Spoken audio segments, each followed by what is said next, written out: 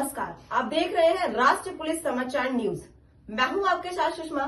चलिए बढ़ते हैं कुछ खास खबरों की ओर। उत्तर प्रदेश के मुख्यमंत्री योगी आदित्यनाथ ने 2025 में आयोजित होने वाले महाकुंभ मेले की तैयारियों का निरीक्षण और संगम घाट पर किया।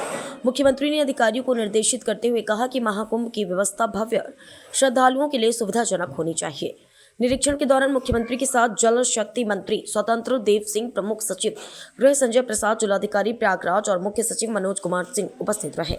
इसके अलावा कैबिनेट मंत्री नंद गोपाल गुप्ता नंदी भी सीएम के साथ मौजूद थे। मुख्यमंत्री ने घाटों की साफ सफाई, जल प्रबंधन और बुनियादी ढांचे को समय पर पूरा करने के निर्देश दिए। योगी आदित्यनाथ ने कहा कि महाकुंभ मेले में लाखों श्रद्धालु आते हैं, इसलिए सुरक्षा और सुविधा पर विशेष ध्यान दिया जाए। उन्होंने अधिकारियों को सुनिश्चित करने को कहा कि श्रद्धालुओं को यातायात, पेयजल, स्वास्थ्य सेवाओं और ठहरने की पर्याप्त सुविधाएं मिले।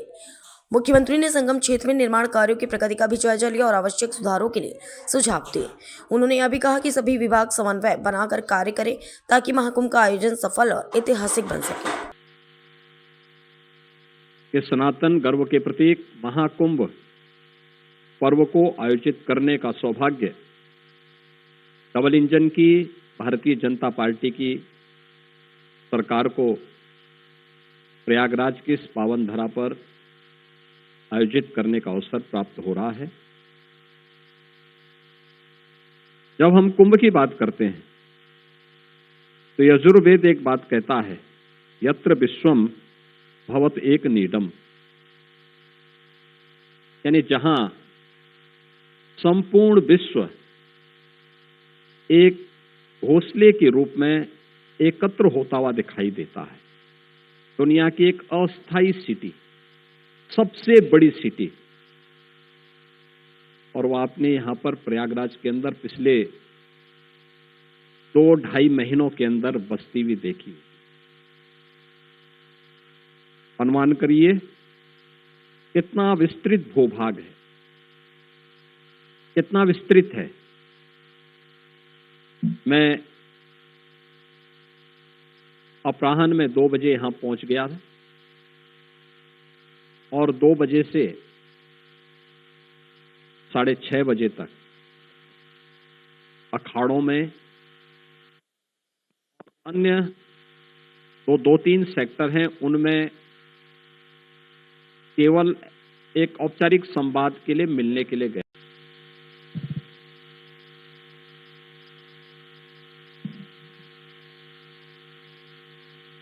मित्रों, मैं आज टीम यूपी की ओर से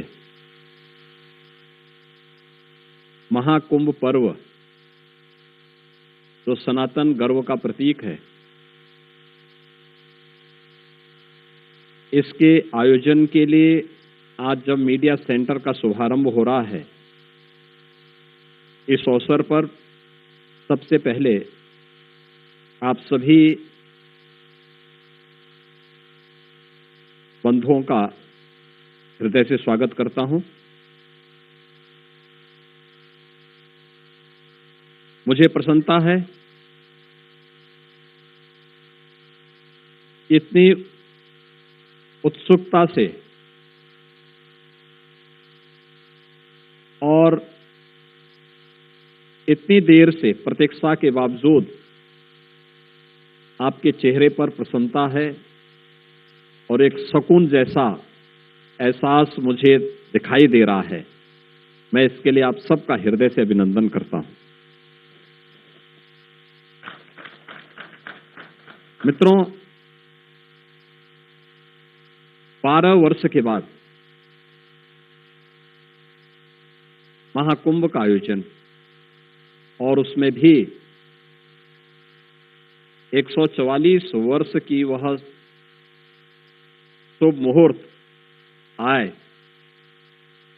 तो वह सचमुच उस पूरी पीढ़ी के लिए जो प्रत्यक्ष या अप्रत्यक्ष रूप से उस आयोजन के साथ जुड़े हों, उन सब के लिए सौभाग्य का विषय भी है और गौरव का विषय भी है।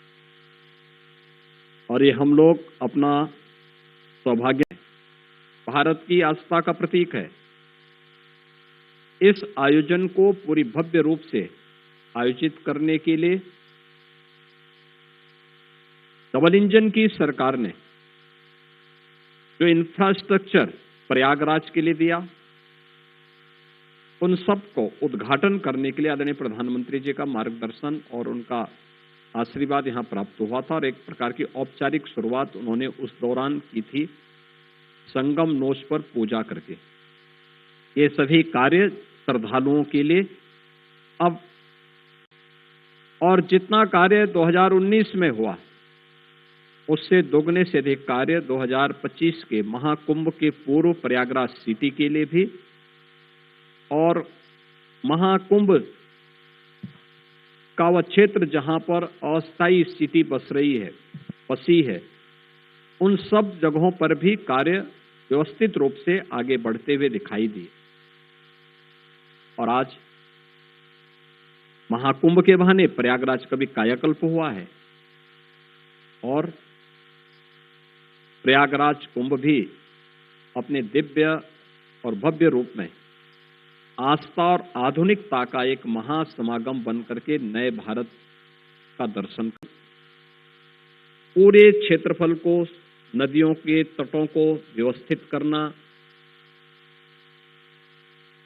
उन्हें वहां पर कैंप लगाने और अस्थायी आश्रम स्थापित करने के लिए, उस प्रकार के अखाड़ों की स्थापना के लिए उस प्रकार की सुविधाओं से व्यवस्थित करना, 10,000 एकड़ से अधिक भूभाग को महाकुंभ के आयोजन के लिए तैयार करना, उसका मास्टर प्लान और लेआउट प्लान को फिर जमीनी धरातल पर लेकर के पेंटून ब्रिज कैसे तैयार होने हैं, चेकर प्लेट कैसे लगनी है, कैसे वहां पर पेयजल की व्यवस्था आदि पहुंचानी है, कैसे 70,000 से अधिक विद्युत के पोल स्थापित करने हैं और उन पे बिजली की व्यवस्था भी उनके साथ जोड़ करके देखनी है।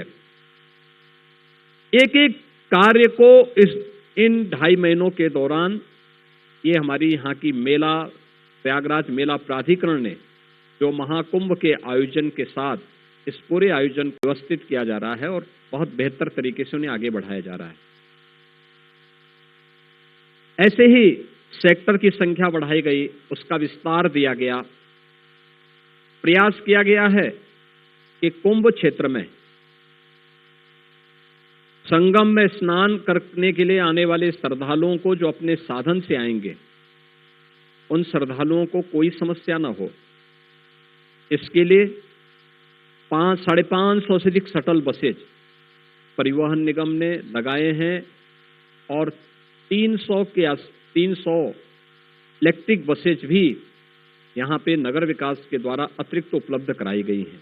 इसके अलावा ई रिक्शा और अन्य गोल्फ कार्ड आदि भी यहाँ पर उनकी सुविधा के लिए, श्रद्धालुओं की सुविधा के लिए लगाए गए हैं और इसके लिए 5,000 एकड़ का भूभाग केवल पार्किंग के लिए ही आरक्षित किया गया है, जो संगम तट से 5